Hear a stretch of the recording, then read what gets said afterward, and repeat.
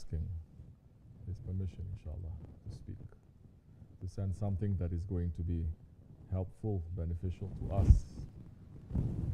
knowledge that is going to benefit us. And may Allah protect us from knowledge that does not give us benefit, because the knowledge that doesn't give us benefit, that knowledge is a curse.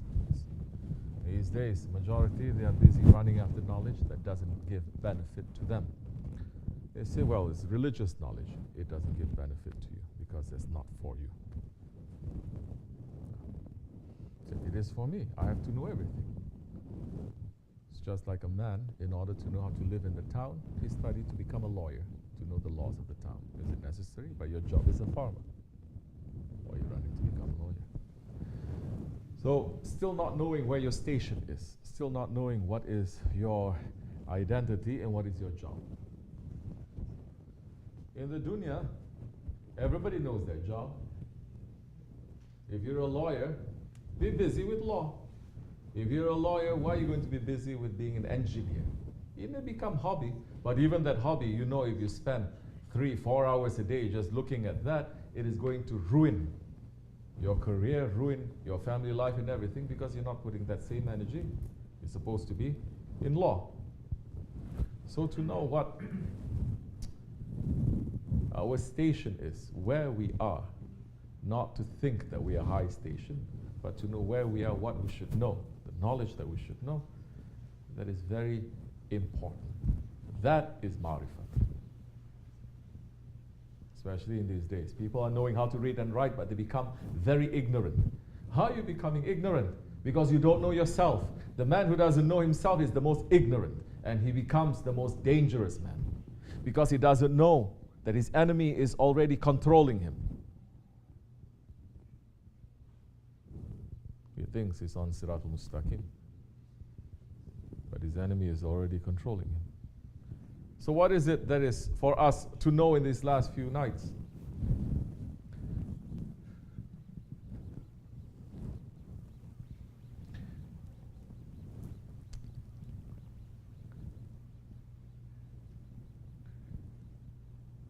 Our tariqah is based on association.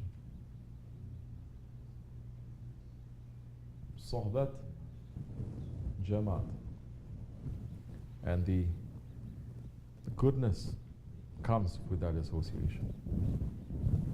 To be in Sohbat, to be in Jamaat, is one of the most important things, if not the most important things, of Ramadan. Correct? The reality that Ramadan is 1 month, that everyone, wherever you are in the whole world, that you have to fast all together at the same time, is forming one whole big Jamaat. You cannot say, no, I'm different Jamaat, I want to have Ramadan in December, like some wrong groups in America, because they get jealous from Christmas and Chanukah, so they want to celebrate during that time. It cannot be. Everyone has to do it together in one Jamaat. And the last 10 nights, Allah subhanahu wa ta'ala and His Holy Prophet ﷺ encouraging us to go into what? Iktikaf. But don't think that iktikaf, a lot of people are also thinking iktikaf is I'm going to be alone. No, you're not going to be alone. If you don't know how to be in proper Jamaat before you enter into iktikaf, that time when you enter into the iktikaf or seclusion, you're going to enter with your ego.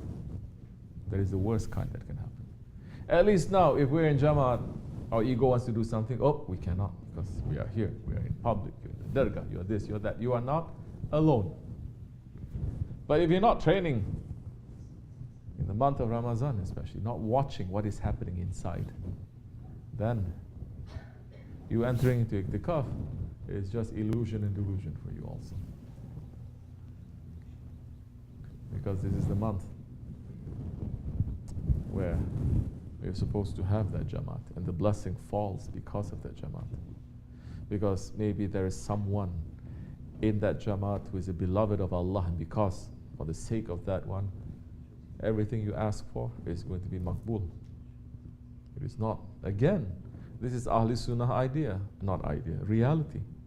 It is not because you do so much and you ask and you get what you deserve thinking.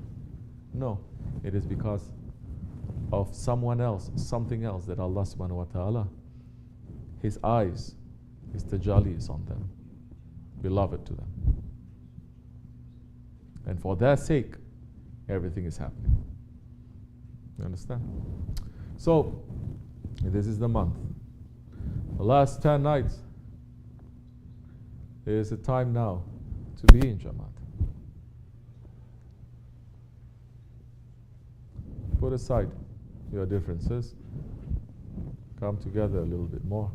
Worship and run and do things. The ego wants to separate. The ego is only looking to separate you. But the spirit is understanding that in that separation there is suffering and is wanting to be together. Understand? Because the blessings of the Prophet ﷺ is not on individuals too. It's not on groups. It is to his whole ummah.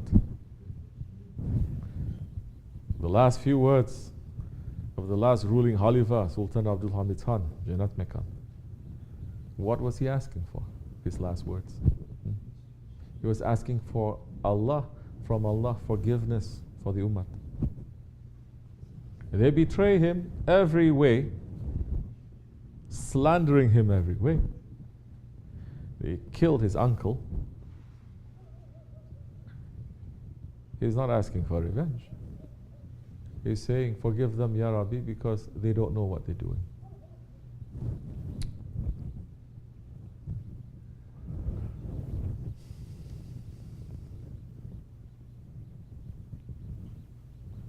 So we should run away. Run away from our own separations, our own egos. And come, join the circle. Leave it behind, join the circle. Because whatever you leave behind, it is not real, it is not you. Come into the circle. The circle is real.